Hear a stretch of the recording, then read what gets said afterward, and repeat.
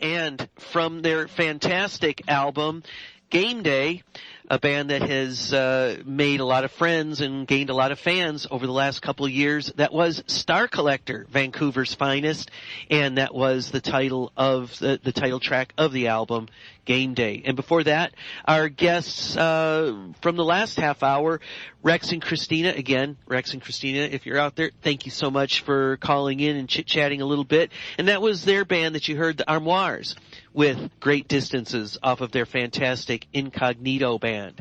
And we have our next guest here on Garagerocktopia Radio tonight, Mr. Vic from Star Collector. Thanks so much for joining us here, man. Sure. Call me Mister? Wow. That's pushing the envelope. But I appreciate that. Should I call you Rob, Robert, or RK? Whatever you want. Whatever you want. You know what? I love your music so much you could call me Doo-Doo Head and I wouldn't complain about it. You're far too kind.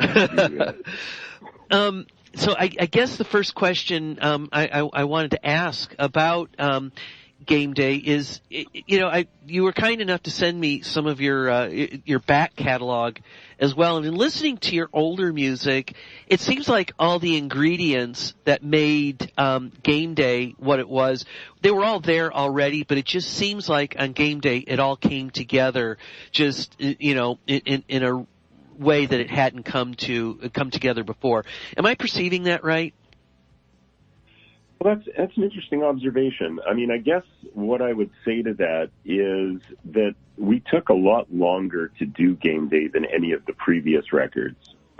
So I think that maybe that little bit of extra dedication to time and care and having the ability to spend, a good chunk of COVID time working on one record probably allowed us to be a little more picky about everything, what we tracked, what we decided to keep, what we needed to redo.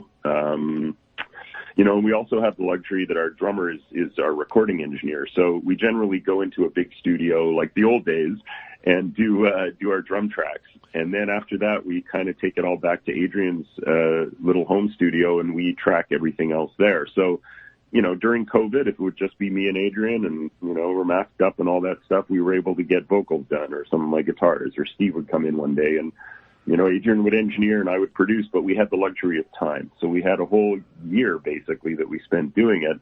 Whereas our third album, Flash Arrows and the Money Shot, it's called, which I'm also hugely fond of. It's got a real, not to belabor your show's name much, but garagey vibe to it. It does. Was done in 15 days.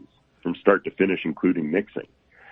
So, and that was the purpose of it. It was like, we're going to go in there. We had everything, well prepped, and we worked with the guy. Are you familiar with the Grapes of Wrath, the Canadian band? I've heard of them, yes.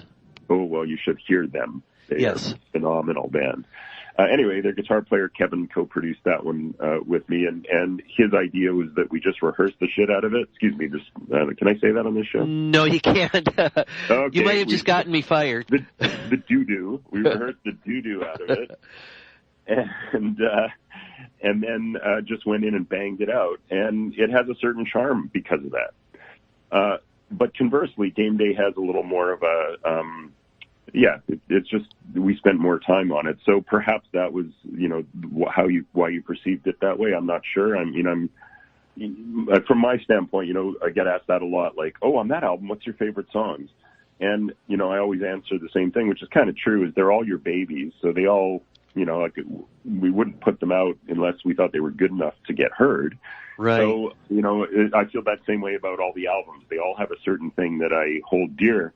The one thing about Game Day that's probably a little bit different is that there's some pretty dark stuff going on in the background with a lot of Game Day, and it's a pretty serious record for, even though it's got, you just played the song Game Day, and there's like hand claps and, like a guitar riff that's reminiscent of Big Star. I mean, there's all these little touchstones that kind of go with it, and it's got a real Who-ish kind of, Entwistlian bass line that Adam came up with.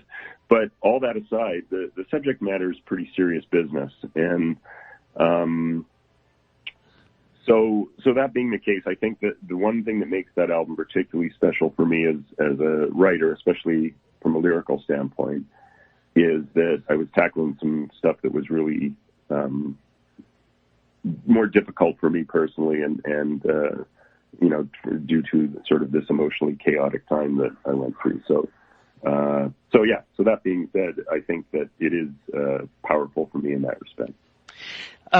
Yeah, and it sounds to me then like, my next question was actually going to be, but I think you may have touched on something that answers it. It sounds like maybe musically, in your view, Game Day wasn't that much of a leap forward, but it sounds like artistically, just from a pure art standpoint, it was a big step forward.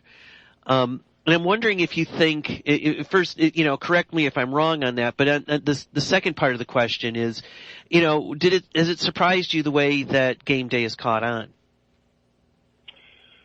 Well, yeah, that for sure, that's the case. I have this vivid memory of Steve and I. Steve's the guitar player. We call him the Monkey, so I may refer to him as Monk or Monkey as we go along here. But we're really big on nicknames in our world. I'm often referred to as the Eggman, but there's another whole story that goes with that. Anyhow, I have this vivid memory of Steve and I when we got the album back, and we were literally standing in the back of my car and opened the first, the box to take a look at the CD versions that had just been done. And I remember the two of us just kind of sitting there opening it, with this sort of like, wow, that's pretty great. We hadn't released an album in a long time, and here we are again. And we're really proud of it. But before it came out, we weren't really tuned into this whole online community that was going on in the interim between when our last album came out, which was like 15 years ago. We did those first 4 albums in like a tight sort of 10-year period, and then we took a little break, and then it took a while to get the songs written and do the recording, yada, yada, yada. So really, our 100 Bulletproof album came out in 2006, and Game Day came out in 2021, which is even incredible for me to hear myself say that. There was that big a gap, but there you have it. So a lot happened and changed in that time. So, it wasn't MySpace anymore. So, Tom wasn't the go-to guy anymore. It was, there's this whole online community that's come together around Power Pop that we just kind of discovered as they discovered us. And it's just been, like a whirlwind. And, I think you mentioned it in your blurb promoting the show tonight that it's been well over a year since the record came out. It actually, we put out the Rip It Off single in January of last year. So what is that, 16 months? Yes. Almost? Yeah, and it's still getting some play, which is really pretty, layer upon layer of awesome sauces, I would say. Well, yeah, and I mean, again, not just me, but, if so many other people have really sung the praises of this album, and justifiably so. When I was doing a little bit of homework on your band, this sounds like I'm going to go completely off the track, but I'm going to bring it back to Star Collector. I was looking at a story from CBC that apparently nostalgia and older music, classic rock and that kind of stuff, is really what's selling now in Canada. And I'm wondering, and this may seem like an odd question, but I'm wondering if maybe that sort of creates an opportunity for you, and not saying that your music is any kind of rehash or, derivative, but it definitely has a lot of elements of classic rock that I think people still respond to. Do you think, first off, are you aware of this nostalgia thing that they're reporting? And second, does that create some opportunities for you?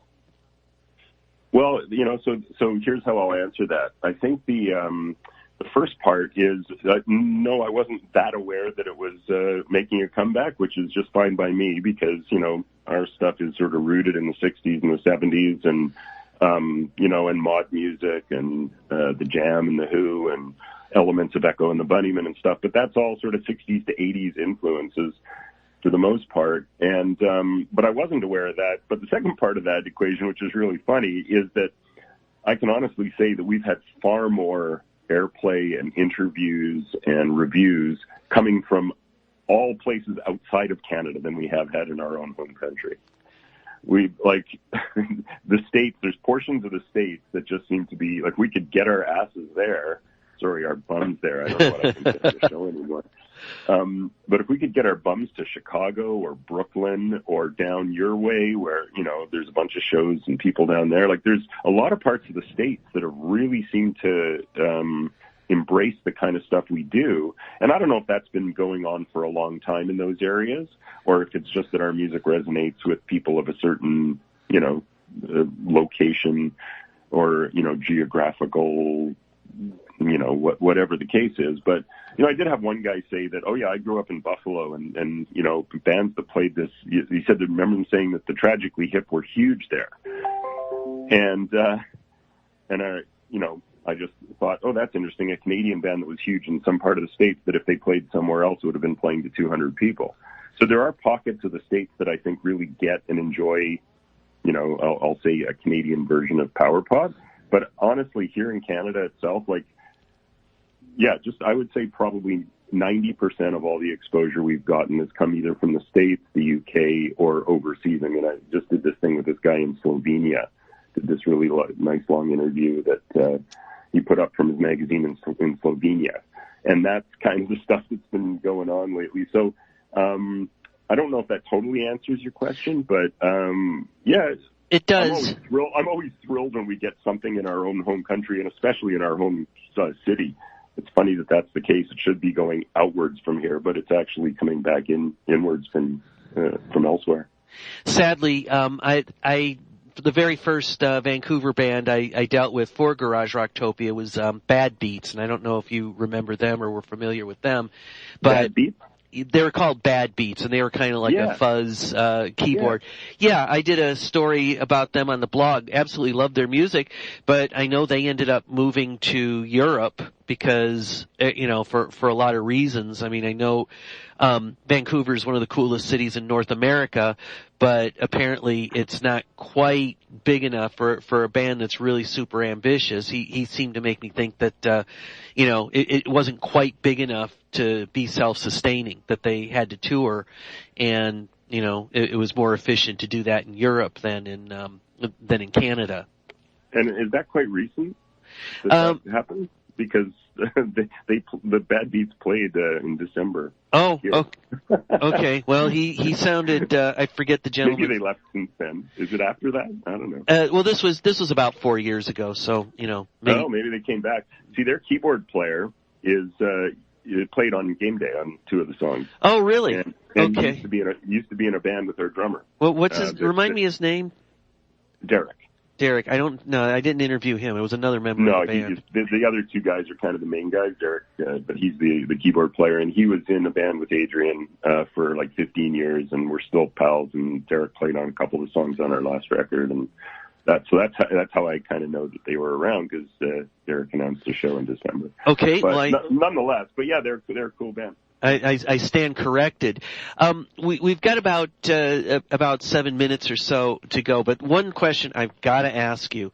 I guess it's this life imitates art, and with Star Collector and bass players. And apparently one of your former bass players is now the mayor of Vancouver. Did I read that right?